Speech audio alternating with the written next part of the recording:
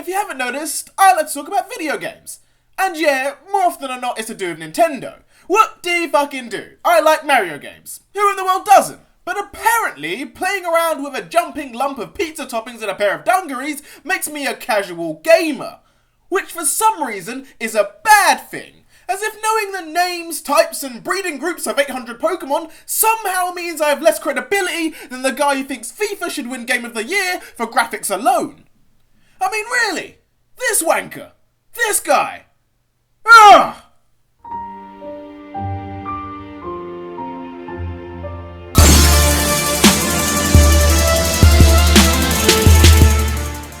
There's this mentality that's been hanging around video gamers for the last 10 years or so. Like that dickhead mate who always gets invited to stuff. Or that copy of mine camped on Aunt Pam's coffee table. It's these so-called hardcore gamers that have self-decreed themselves the upper echelons of gaming society. The kind of person that thinks jumping into a deathmatch, finding a 14-year-old and throwing more virtual bullets in a Nan Summers online shopping basket is a nice Saturday night in.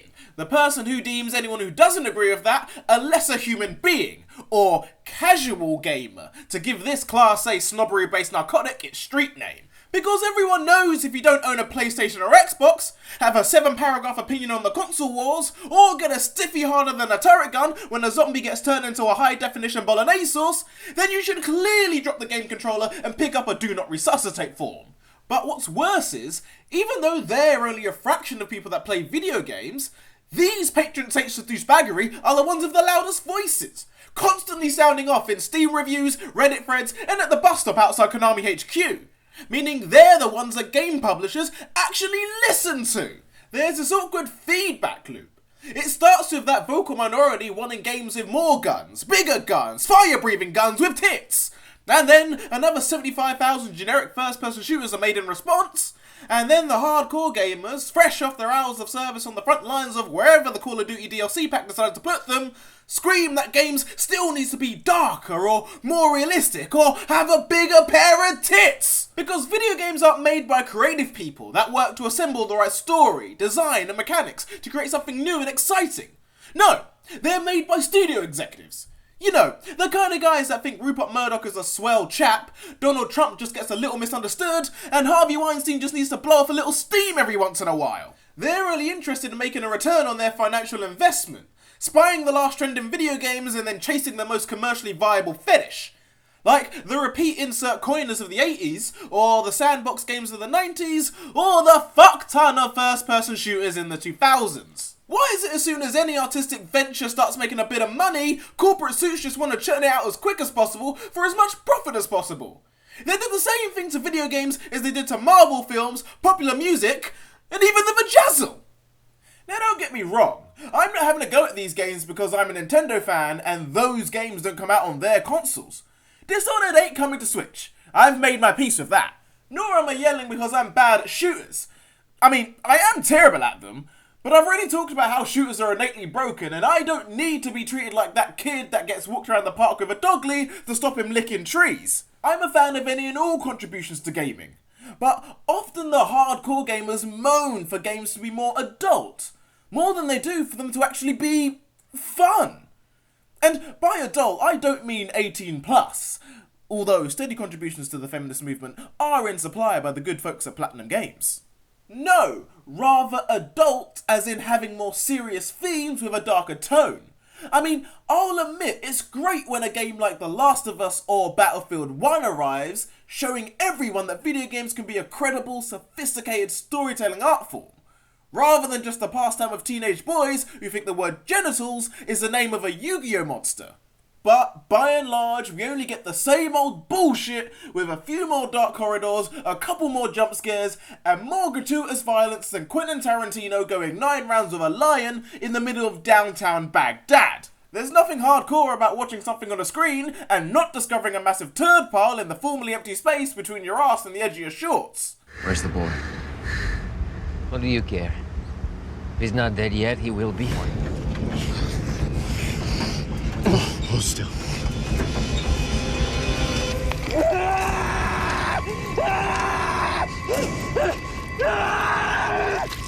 How are your boy shorts feeling now, Skippy? Here's something else that strokes the knee of the hardcore gamer and asks them to come play, my lord.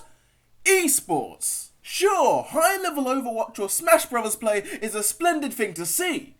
But just because the guy in the corner of the screen looks just like you, right down to the cargo shorts, neckbeard and distrust of any woman in a game shop, doesn't mean someone else is a filthy casual for not necessarily wanting to be like him. It's absolutely fine to enjoy a video game to the simplest conclusion that the developer intended. And it's also fine to dive down into the mechanics to utilise a tactical skill advantage in competition. But reacting to your own effort, progress and achievement with pompousness and elitism only gives esports a bad rep, and makes the gaming community a viler, less welcoming place, and makes me want to grab the silencer off a sniper rifle and club myself to death with it. Streamed live on Twitch. But sometimes, don't hate the player, hate the game. More specifically, games with intentionally high difficulty like BlazBlue, Cuphead and Dark Souls. The series that looks like every painting inside that goth pub even your dad is too afraid to walk into. Games that believe sadomasochism should be one of your 5 a day. A video game that likes to bash a player's face in more times than DJ Khaled says his own name. Another one. You see, I think games that try to market themselves as difficult often miss what makes difficult games appealing. It's the reward at the end of the struggle, be it a literal sack of gold coins and a level up chime, or the psychological rush felt after caving Mecha Hitler's skull in. Oh, hey Thomas. I didn't know you were dropping by. Yeah, hope you don't mind, I could kind of hear you from all the way over here. Sure. I mean, you have to agree, it's ridiculous the length some games go to. A struggle is fine, but you need to be able to win. Sometimes the mechanics are far too technical, which just makes for a high barrier of entry. And other times they overly punish mistakes or low reaction time. Because apparently signposting an attack with more notice than a teenage boy jizzing his pants after seeing Bella Thorne's Instagram has gone out of style. Do you think the stigma surrounding difficulty doesn't help matters? If we approached it another way, say, replaced difficulty with challenge instead, do you think game developers would rethink what makes their game easy or hard? Well, potentially. Although reframing the wording may still end up with a dividing wall in the community of those who can and those who cannot. Where unfortunately, some of the cans undergo a dickhead metamorphosis, believing they've now acquired access to the VIP lounge of gamerdom, where they'll never have to deal with the plebs who didn't beat Demon Souls, and eternally enjoy something delightful happening to the lower regions with some peanut butter and a particularly enthusiastic cocker spaniel. And the cannots can't enjoy something impossibly difficult. Challenge is fine, but getting steamrolled by a giant doing a hack's Y sweep is like a Kylie Jenner news piece. Annoying, I feel robbed somehow, and I never want to see it again. I personally hate the casual-hardcore divide because it often borders on ableism, suggesting the value of your opinion is contingent on your dexterity and prowess. It creates an unconscious value scale, with hardcore at the top and casual at the bottom, which can quickly be seen for the fallacy it is. A range of game experiences exist, from the colourful crop management of Stardew Valley to the brutal gothic gauntlet of Dark Souls, all as valid as each other, but many simply incomparable to one another. So, long story short, casual gamers, hardcore gamers, it's bullshit. Yeah, I'd say so. Rant over.